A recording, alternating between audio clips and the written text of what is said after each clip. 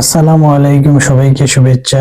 দর্শক, ত্রয়োদশ জাতীয় সংসদ নির্বাচনের পর দেশের বিভিন্ন জায়গায় সকালে আওয়ামী লীগের অফিস খুলে দেওয়া হচ্ছে, আবার রাতের বেলা বিএনপি বা এনসিপির নেতা কর্মীরা সেই অফিস ভাঙচুর অথবা জ্বালিয়ে দিচ্ছে। ত্রয়োদশ জাতীয় সংসদ নির্বাচনের পর দেশের বিভিন্ন জায়গায় এরকম অনেক ঘটনা ঘটেছে। এর পিছনে কি বর্তমান সরকারের হাত রয়েছে, নাকি স্থানীয় নেতাকর্মীরা বিচ্ছিন্নভাবে এই ঘটনাগুলো ঘটাচ্ছে? এ নিয়ে জনমনে অনেক প্রশ্ন রয়েছে। এই বিষয়টি নিয়ে আমি কিছু কথা বলতে চাই। আশা করছি আপনারা শুরু থেকে শেষ পর্যন্ত আমার সঙ্গে থাকবেন। বর্তমান প্রেক্ষাপটে আমার কাছে মনে হচ্ছে এটি কোনো বিচ্ছিন্ন ঘটনা নয়, এর পিছনে এই সরকারের হাত রয়েছে।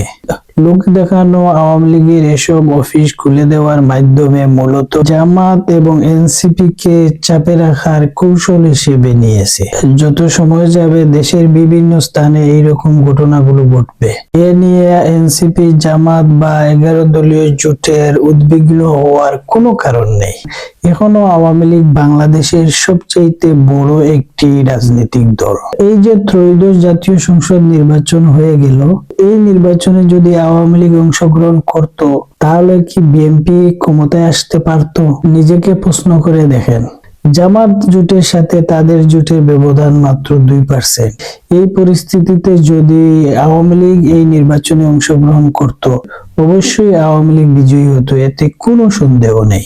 আওয়ামী লীগের যে একক শক্তি বাংলাদেশে রয়েছে, এই শক্তি সম্পর্কে বিএনপি অবশ্যই অবগত আছে। এই যে ত্রয়োদশ জাতীয় সংসদ নির্বাচনে সংখ্যালঘু ভোটার সহ আওয়ামী লীগের ভোট ব্যাংক থেকে অনেক ভোট বিএনপি পেল, যদি এই নির্বাচনে আওয়ামী লীগ অংশগ্রহণ করত, তাহলে এই সংখ্যালঘু ভোটাররা কি বিএনপি কে ভোট দিত?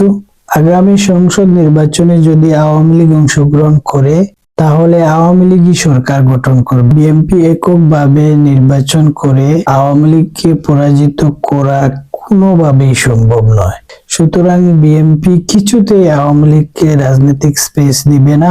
আগামী যে জাতীয় সংসদ নির্বাচন 2031 সালে অনুষ্ঠিত হবে, সেই নির্বাচনে বিএনপি চেষ্টা করবে আওয়ামী লীগ যাতে নির্বাচনে অংশগ্রহণ করতে না পারে, তার সবগুলো চেষ্টা বিএনপি করবে। সুতরাং আওয়ামী লীগের অফিস খুলে দিল, আওয়ামী লীগ রাজনীতিতে পুনর্বাসিত হলো, এ নিয়ে জামাত বা এনসিপির উদ্বিগ্ন হওয়ার কোনো কারণ নেই।